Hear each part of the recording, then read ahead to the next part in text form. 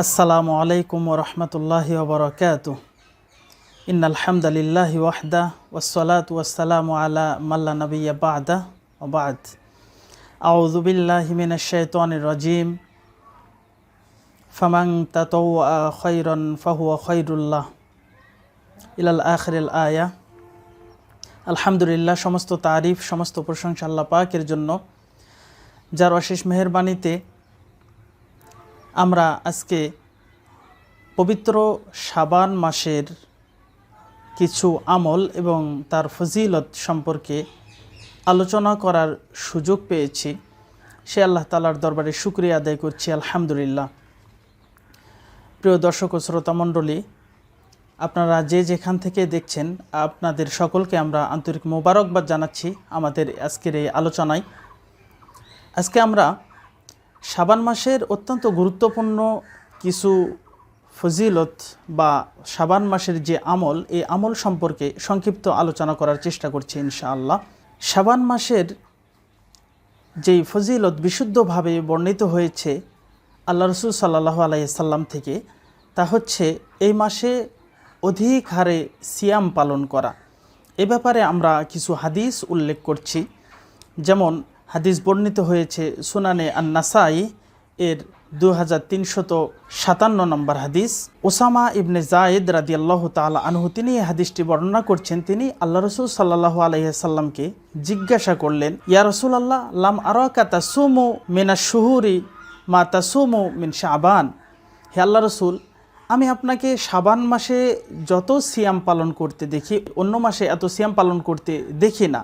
এর কারণ কি? যালিকা শাহরুন ইয়াগফুলুন নাসু আনহু বাইনা রজব ও রমাদান। আল্লাহ রাসূল সাল্লাল্লাহু আলাইহি সাল্লাম বললেন যে শাবান মাসটা এমন একটি মাস যা রজব এবং রমাদান মাসের মাঝখানে অত্যন্ত গুরুত্বপূর্ণ দুইটা মাসের মাঝের যে মাসটি, এটি হচ্ছে শাবান মাস। আর এই মাসে অধিকাংশ মানুষ অমনোযোগী থাকে, অচেতন অবস্থায় থাকে, সচেতন থাকে না এই মাসের ব্যাপারে, অর্থাৎ বেশি বেশি আমল করা, অধিক আমল করার ব্যাপারে মানুষ এই মাসের গুরুত্ব অনেক সময় ভুলে যায়। এজন্য আল্লাহ রাসূল সাল্লাল্লাহু আলাইহি সাল্লাম এই কথা বললেন যে এই মাসে, অর্থাৎ শাবান মাসে অধিকাংশ মানুষ এই মাসের ইবাদত সম্পর্কে ভুলে যায়। যে সামনে রমাদান মাস আছে, রমাদান মাসে আমরা বেশি বেশি ইবাদত করব, আমল করব। এজন্য অনেকে এই মাস শাবান মাসটাকে অত গুরুত্ব দেন না। এই জন্য আল্লাহ রাসূল সাল্লাল্লাহু আলাইহি সাল্লাম এই কথা বললেন, এটি এমন একটি মাস, ওহুয়া শাহরুন তুরফাউ ফীহিল আমাল ইলা রাব্বিল আলামিন। এটি এমন একটি মাস যেই মাসে আল্লাহ সুবহানাহু ওয়া তাআলার নিকটে বান্দার আমলগুলো, বাৎসরিক আমল, এগুলো আল্লাহ তাআলার নিকটে উপস্থাপন করা হয়, আল্লাহ তাআলার নিকটে নিয়ে যাওয়া হয়। আর আল্লাহ রাসূল বললেন, ফাউহিব্বু আন ইউরফা আমালি ওয়া আনা সাইম। সুতরাং সিয়াম অবস্থায় যেন আমার আমলটা আল্লাহ তাআলার নিকটে পৌঁছে যায়, এটা আমি ভালোবাসি। তাহলে এই হাদিস থেকে আমরা বুঝতে পারলাম যে শাবান মাসে আল্লাহ রাসূল সাল্লাল্লাহু আলাইহি সাল্লাম সিয়াম পালন করা, এটাকে আল্লাহ রাসূল সাল্লাল্লাহু আলাইহি সাল্লাম ভালোবাসতেন। সহিহুল বুখারী 1970 নম্বর হাদিস। আম্মাদান আয়েশা সিদ্দিকা রাদিয়াল্লাহু তাআলা আনহা তিনি এই হাদিসটি বর্ণনা করেছেন। তিনি বলছেন, লাম ইয়াকুনিন নবী সাল্লাল্লাহু আলাইহি ওয়াসাল্লাম ইয়াসুমু শাহরান আকতার মিন শাবান ফাইন কানা ইয়াসুমু শাবানা কুল্লাহ।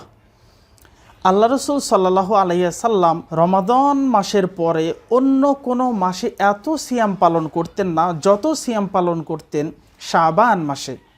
এমনকি আল্লাহ রাসূল এত সিয়াম পালন করতেন এই শাবান মাসে, যেন গোটা মাসেই তিনি সিয়াম পালন করবেন, এরকম একটা পরিস্থিতি দেখা যেত। মুত্তাফাকুন আলাইহি, বুখারী মুসলিমে বর্ণিত হাদিস, সহিহ মুসলিম 1156 নম্বর হাদিস। আম্মাদান আয়েশা সিদ্দিকা রাদিয়াল্লাহু তাআলা আনহা তিনি এই হাদিসটি বর্ণনা করেছেন। তিনি বলছেন যে কানা রাসূলুল্লাহ সাল্লাল্লাহু আলাইহি ওয়াসাল্লাম ইয়াসুমু হাত্তা নাকুলু লা ইফতির। আল্লাহ রাসূল সাল্লাল্লাহু আলাইহি সাল্লাম শাবান মাসে এত সিয়াম পালন করতেন যে আমরা মনে করতাম যে আল্লাহ রাসূল হয়তোবা এই শাবান মাসে কোনো দিন সিয়াম ছেড়ে দিবেন না, প্রত্যেক দিনই সিয়াম পালন করবেন, আমরা এরকম মনে করতাম। আবার যখন তিনি ছেড়ে দিতেন তখন মনে হতো যে আর মনে হয় তিনি সিয়াম পালন করবেন না। অর্থাৎ এখান থেকে বোঝা যাচ্ছে যে আল্লাহ রাসূল যখন শাবান মাসে সিয়াম পালন করা শুরু করতেন, ধারাবাহিক কন্টিনিউভাবে তিনি সিয়ামটা পালন করতেন।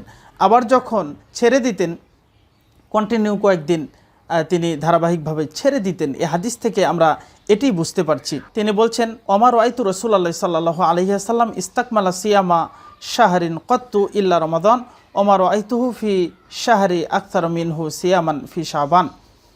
আল্লাহ রসুল সাল্লাল্লাহু আলাইহি ওয়াসাল্লামকে পূর্ণ এক মাস সিয়াম পালন করতে আমি দেখিনি কেবলমাত্র রমাদান ছাড়া, এবং শাবান মাসের চাইতে অধিক সিয়াম পালন করতে আল্লাহ রসুলকে অন্য মাসে আমি আর দেখিনি রমাদানের পরে। প্রিয় দর্শক ও শ্রোতা মণ্ডলী, এই হাদিসগুলো থেকে আমরা স্পষ্টত বুঝতে পারছি যে আল্লাহ রসুল সাল্লাল্লাহু আলাইহি সাল্লাম এই শাবান মাসে অধিক সিয়াম পালন করতেন, এটি তার অভ্যাস ছিল।